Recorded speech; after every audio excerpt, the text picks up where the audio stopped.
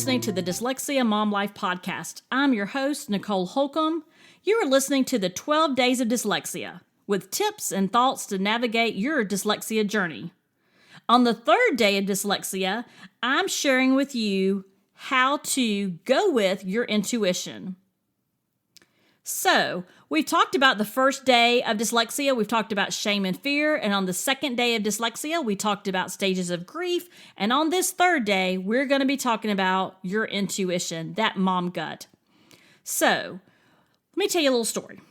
So, when our daughter was in the first grade, she had been struggling, and it wasn't an overnight struggle. She had been struggling to hear and pronounce the sounds of letters. She was not able to memorize sight words. She was in speech therapy for articulation, so sometimes it was hard to understand her as far as pronouncing words, and she was just really struggling.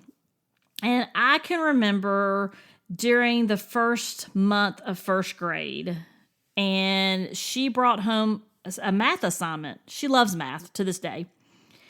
And she was, let's say, for example, it was 5 plus 0. And she was having to write the answer. It was in columns. Every night she had a different column to do. And I noticed she kept writing certain numbers backwards. And at that time, I didn't know all about dyslexia. But the stereotypical things you hear is that they see and write numbers and letters backwards, right?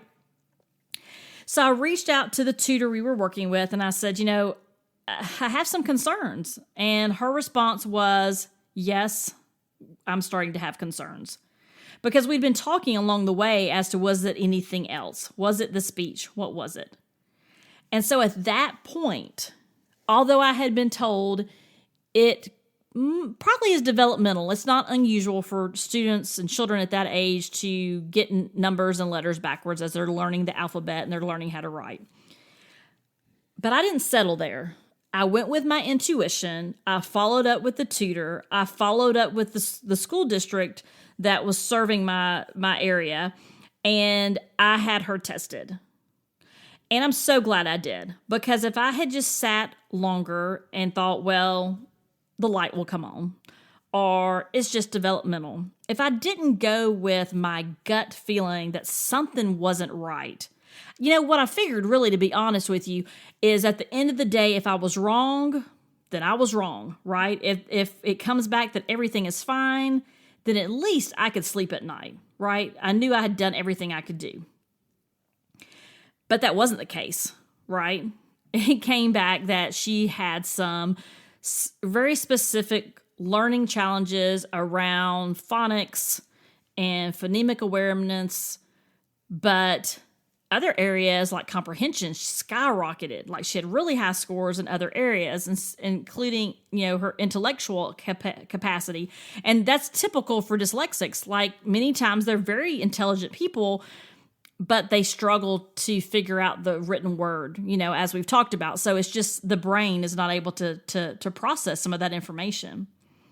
So I say all that to say, go with your gut. Go with your intuition. If something's not sitting right with you, don't settle. You know your child better than anyone. So for the third day of dyslexia, what I would say to you is, always go with your intuition.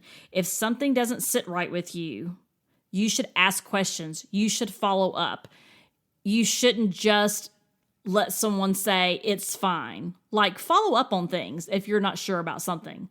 That is your job as the mom. That is your job as a parent advocating for their child. So that's my tip for today. Thank you very much for listening. Be sure to subscribe to the podcast so you won't miss the other days of dyslexia. Have a great day, and remember, you got this. I'll be back tomorrow for the fourth day of dyslexia and another tip. Thanks for listening. Be sure to subscribe. And hey, if you enjoy what you're hearing or you have a favorite episode, I would love for you to share it with a friend or share it on social. I am sure someone in your network, one of your friends, a family member, someone could benefit from our information. And so us together, we can reach more people. Thanks. I really appreciate you, and I'll be back here tomorrow.